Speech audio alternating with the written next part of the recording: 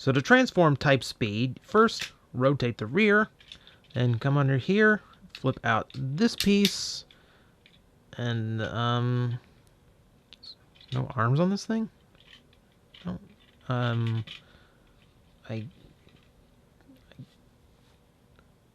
What kind of transforming car is this?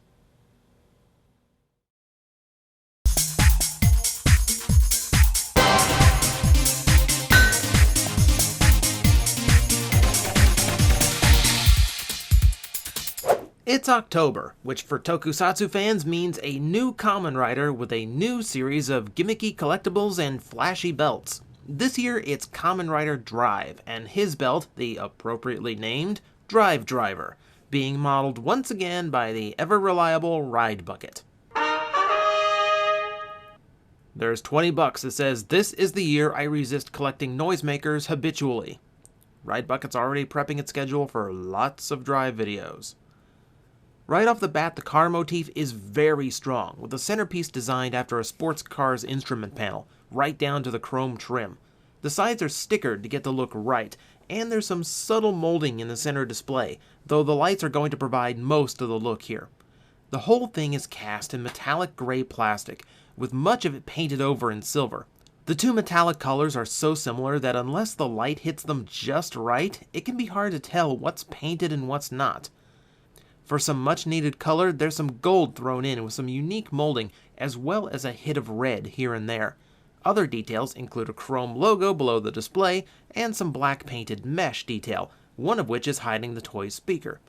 It's a really slick and high-tech design, way more flashy than the more utilitarian Sengoku driver.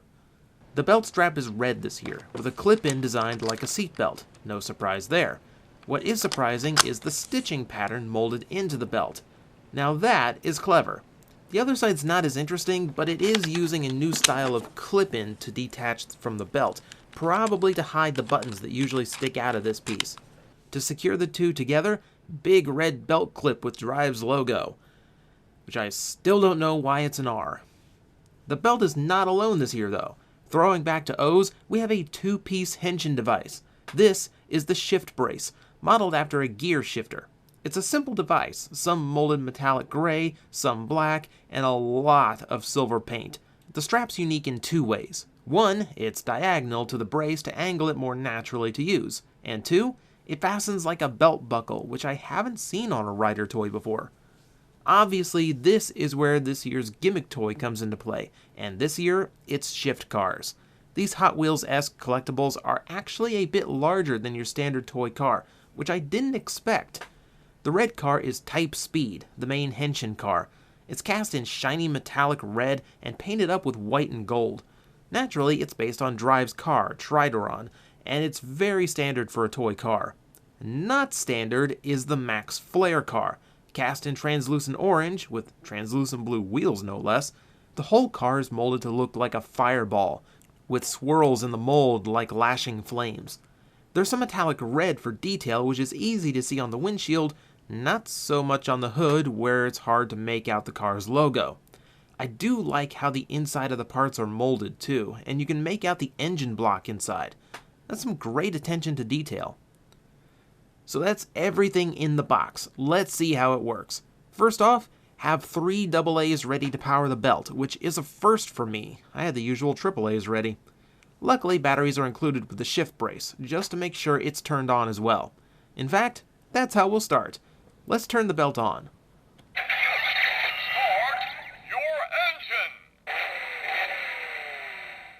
The actions of the brace transmit signals to the belt to tell it what sounds and lights to display. So for this, boom! The miracle of 2 camera setups. Let's demo the full sequence first. Henshin!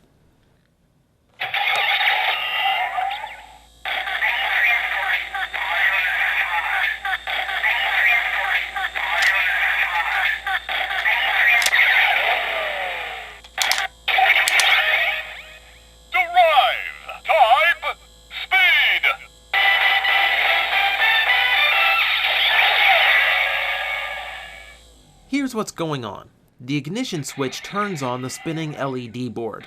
You have to turn the ignition switch for every action, which tends to get tedious. The shift cars hit a series of buttons on the brace and tell it what signal to send, and it's a pretty complex button layout. I couldn't trick any noises out of it, and the belt actually gets mad at you for trying it.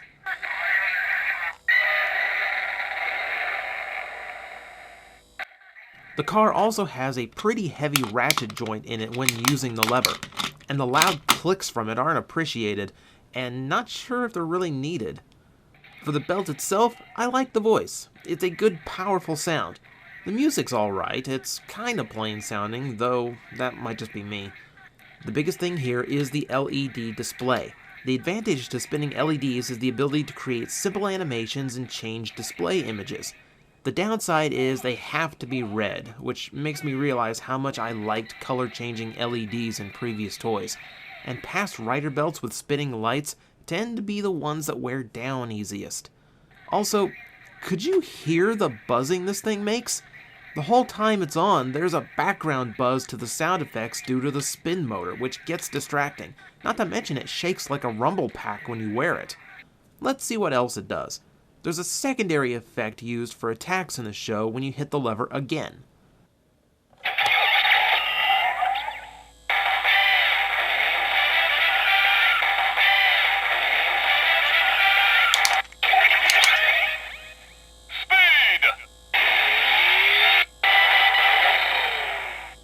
The spinning tire is easily the best animation the belt does. You can also hit it 2 or 3 more times, which will cause an echo effect in both the voice and the rev noise.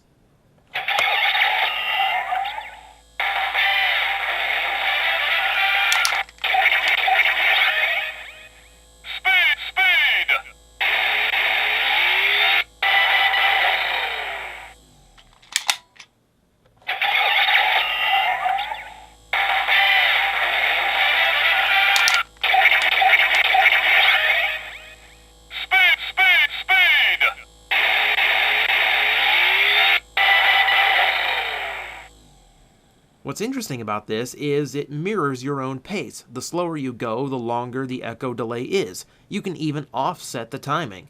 Time it right, and it'll repeat the words completely.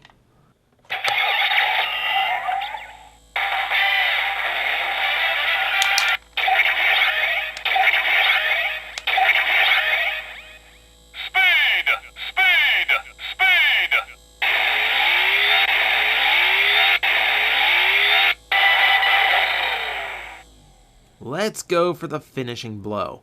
That's what the red button on the shifter is for, which seems kinda anticlimactic for a finishing move.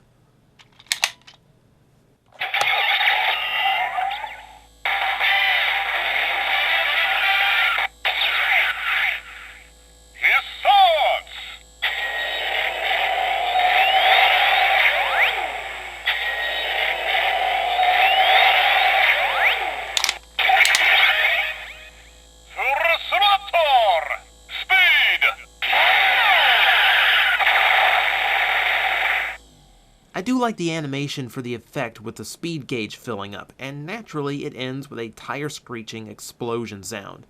Now let's go for a tire change, again, starting with turning the switch.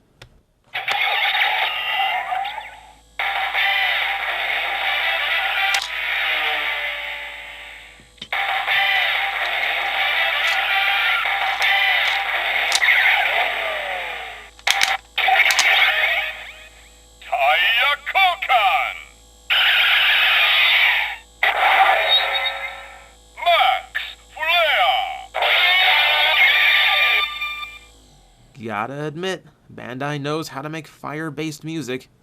Let's go through the rest of the functions with max flare.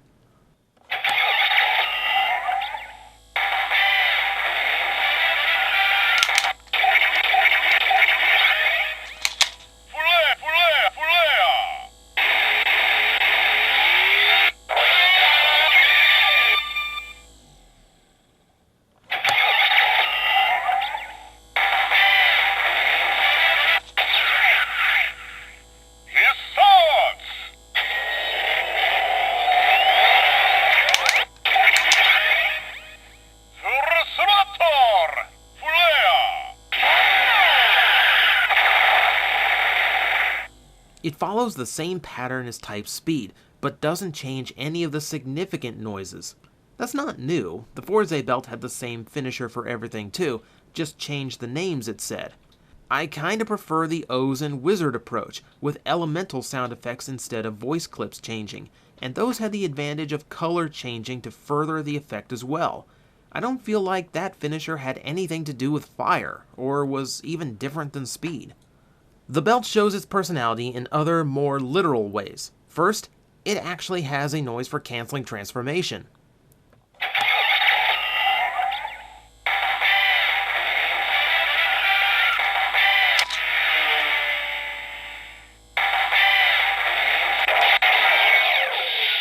Nice drive. Even the D-Henshin noise needs a key turn. There's bonus effects as well. Using the finisher button without a shift car replicates the face displays from the show.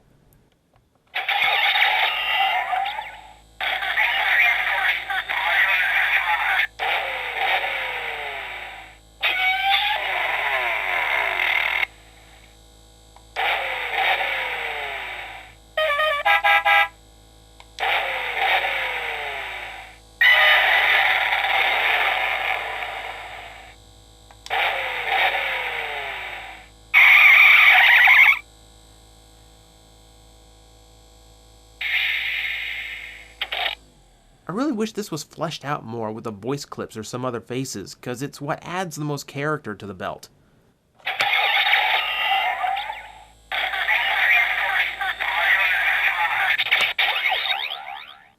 That's all for demos. If that's what you came to see, you can check out here, cause from here on out, it's examination and opinion, and I am opinionated here.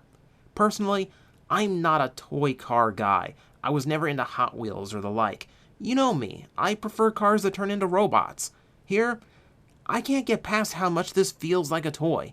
Past collectibles had nothing inherently toy about their style and design. There, I can imagine them as a superhero's devices, which for a roleplay toy, I think is important.